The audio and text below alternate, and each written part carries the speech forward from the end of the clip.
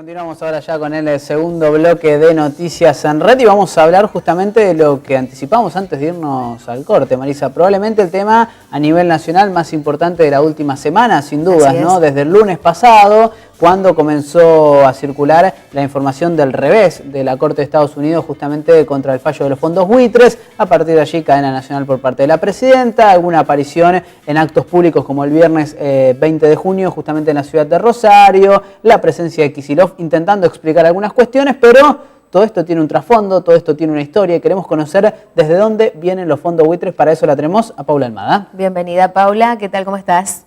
Bien, buenos días Marisa, buenos días Leandro. Así es, el tema de los fondos buitre es muy importante, en los últimos días estuvo en todos los medios de comunicación y bueno, queremos explicar un poco más de qué se trata, de qué hablamos cuando hablamos de fondos buitre. Los fondos buitres son empresas o personas bastante especuladoras y oportunistas que se dedican a comprar títulos de deuda a muy bajo precio y mediante ciertas acciones judiciales y extorsivas pretenden lograr cobrar mucho más de lo que el mercado estaría dispuesto a pagar por esos títulos. Cuando hablamos de estos títulos de deuda nos referimos específicamente, en el caso de Argentina, a deuda externa. Entonces me parecía interesante irnos un poco en la historia y ver de dónde surge esta deuda externa. Podemos ver en pantalla un gráfico que muestra cómo desde 1976, con la última dictadura, hasta 2001, cómo fue incrementándose esa deuda externa. Esto está medido en millones de dólares, que desde 1976 hasta el 2001 se incrementó en un 1.755%. En 1975 la deuda externa era de unos 7.800 millones de dólares, esto es antes de la última dictadura, y al final del gobierno militar esa deuda pasaba a ser de 45.100 millones de dólares, con un incremento solo en ese periodo de 365%. Después también durante la década de los 90, con las políticas neoliberales, este endeudamiento externo se profundizó y esta deuda externa alcanzó los 150.000 millones de dólares a fines de la gestión de Carlos Menem. Ya en el año 1998, la economía estaba entrando en recesión, por lo que también presentaba dificultades para obtener las divisas necesarias para hacer frente a los compromisos de esta deuda que venía creciendo hacía años. Así es que en el año 2000, se llevó a cabo un canje de deuda que se llamó mega canje, recordarán, en el que se reestructuraron miles de millones de dólares, pero a tasas muy elevadas y con condiciones bastante asimétricas en favor de los demás y en contra de Argentina. Esto ya se preveía que tarde o temprano llevaría a una cesación de pagos o lo que se denomina default. Así es que en diciembre del año 2001, Argentina entró formalmente en cesación de pagos por no pagar parte de su deuda externa, que entonces llegaba a 170.000 millones de dólares aproximadamente. Entonces me parece interesante esto de retroceder en la historia y ver de dónde viene todo este problema. Ya en los años 2005 y 2010, gran parte de la deuda pública externa en manos de tenedores privados fue reestructurada mediante dos canjes de deuda voluntarios con una quita importante en el capital y con una serie de alternativas de repago y de interés. En esta reestructuración de la deuda ingresaron aproximadamente un 92% de los tenedores de los bonos. Pero ¿qué pasa? Quedó un 7 u 8% restante que inició demandas a Argentina porque quería el pago de la totalidad de esos bonos. Y acá podemos entender un poco más el tema del conflicto con los fondos buitre. Los fondos buitre pagaron 48,7 millones de dólares por esos bonos que hoy en día están en litigio y el juez de Estados Unidos, Tomás Griesa, pretende que Argentina pague 1.330 millones, es decir, de 48,7 millones a 1.330 millones. Esto es una ganancia exuberante de aproximadamente 1.608%. Realmente hay que tener esto en cuenta. Permítanme hacer un juicio de valor, esto me parece bastante injusto.